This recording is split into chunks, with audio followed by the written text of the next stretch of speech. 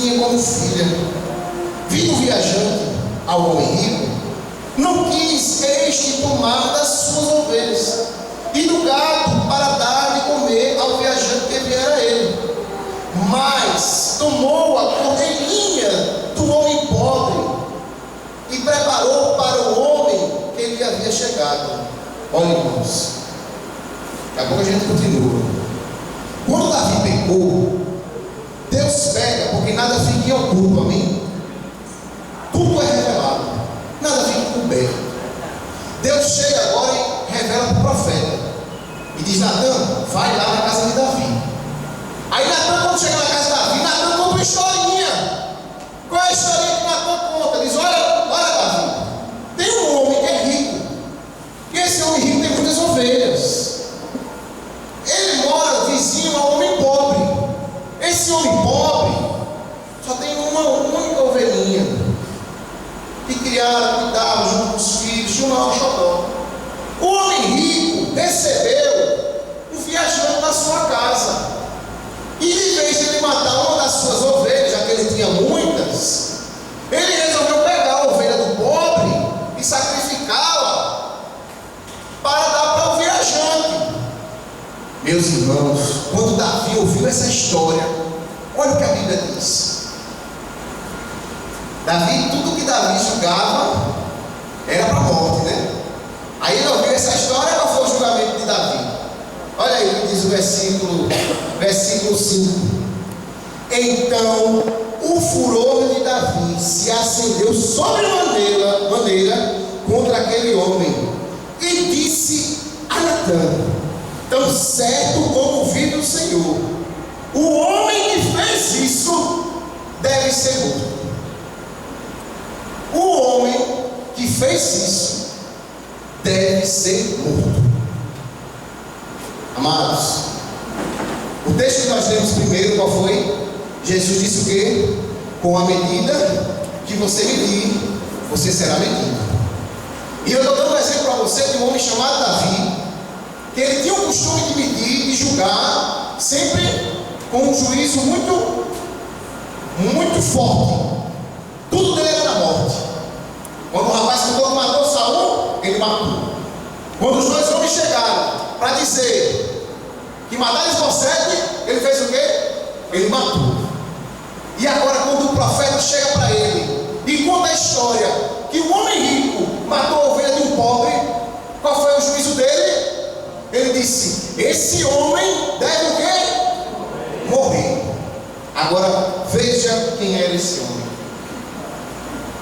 Continuando, versículo 6. Ele no 5 disse: esse homem deve morrer, e pela cordelinha restituirá 4 vezes, porque fez tal coisa e porque não se compadeceu. Agora veja o que Deus mandou falar para ele no versículo 7. Então disse Natan a Davi: tu és esse homem. Assim diz o Senhor Deus de Israel: eu te ungi rei sobre Israel, e te livrei das mãos de Saul. Dei-te a casa de teu senhor e as mulheres de teu senhor em teus braços, e também te dei a casa de Israel e de Judá. E se isto fora pouco, eu teria acrescentado tais e tais coisas. Versículo 9. Porque, pois, desprezastes a palavra do Senhor, fazendo o que era mal perante ele. A Urias o Heteu feristes a espada, e a sua mulher tomaste por mulher, depois de o matar com a espada dos filhos de Arão. Amados, agora era a hora da colheita de Davi. Davi, toda vez que ele julgava, ele dizia: para morrer. E quando chega a notícia de uma historinha que Deus estava falando dele próprio, ele também disse: tem que morrer. Aí Natan disse: esse homem é você. Esse homem é você. Aí o quadro mudou. A situação muda agora. Porque é muito bom a gente botar juízo para os outros. Mas quando o juízo é para a gente, quando agora o julgamento é para a gente, nessa noite, Deus me trouxe aqui para dizer: cuidado com a medida que você tem medido. Cuidado com a medida que você julga. Quantos funcionários não ficam chateados com o seu patrão e julgam de forma tão ríspida, de forma tão cruel, desejando-lhe mal? E Deus está dizendo assim: cuidado, porque com a medida que você está medindo as pessoas, você vai receber essa medida de volta. Cuidado com a medida que você mede um funcionário seu. Ah, ele errou, bota na rua, desconta. Cuidado com a medida. Quando você vê um irmão na igreja pecando, errando, e você diz logo, levanta-se logo com o julgamento, e você quer a cabeça.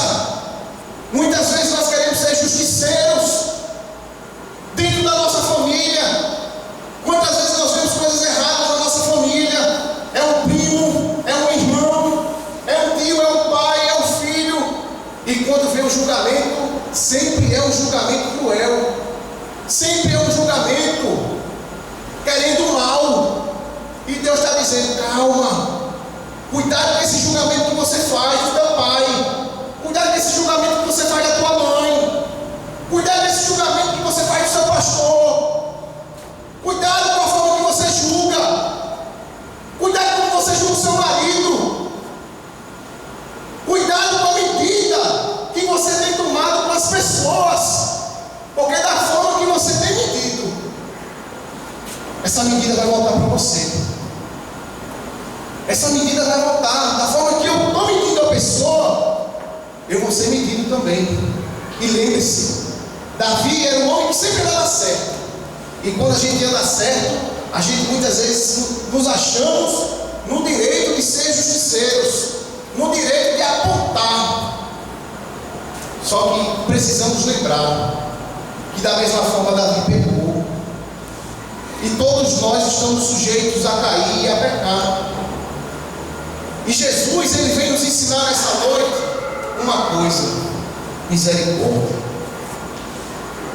Precisamos aprender a ser misericordiosos com as pessoas, porque tem pessoas que são fracas, tem pessoas que não alcançaram, tem pessoas que talvez não sejam tão perfeitas como você acha que você é, mas só que nós não somos. E foi por isso que Jesus disse assim: olha, você é muito bom para alcançar o argueiro bem pequenininho que está no olho do teu irmão, mas muitas vezes você não é bom para alcançar a trave que está no teu olho, né? Então essa noite, meus irmãos, é uma palavra de ensino. Deus nos trouxe aqui para dizer: cuidado com a medida com que você julga as pessoas, porque da mesma forma você será julgado. Quando Jesus ensinou a oração do Pai Nosso, ele disse o quê? Perdoa as nossas ofensas, assim como nós perdoamos a quem nos tem ofendido. Então eu estou dando para Deus uma condição, estou dizendo: Deus, me perdoe da mesma forma que eu estou perdoando o Daniel, me perdoe da forma que eu perdoar ele. Então o Senhor me perdoa, perdoa as nossas ofensas, assim como nós perdoamos a quem nos tem ofendido. Talvez tu chegou aqui com o coração tão duro, tão amargurado, talvez alguém te fez tão mal, e o teu desejo é só de castigo e de juízo. Certa vez Jesus entrou numa cidade e as pessoas não receberam Jesus, e os discípulos disseram: Senhor, o Senhor quer que a gente ore para que desça fogo do céu desse povo? E Jesus chegou e disse: que espírito é esse que está em vós? De que espírito sois? Eu não vim para condenar, eu vim para salvar. Amém? Então, na mesma condição que Jesus é misericordioso, nós precisamos alcançar essa misericórdia para com a vida daqueles aqueles que estão à nossa volta. Amém? Porque assim nós vamos estar plantando as misericórdias do Senhor na nossa vida. Amém? Fica de pé nessa hora. Eu quero convidar os irmãos do Jubari, os músicos do Jubari, para cantar um louvor.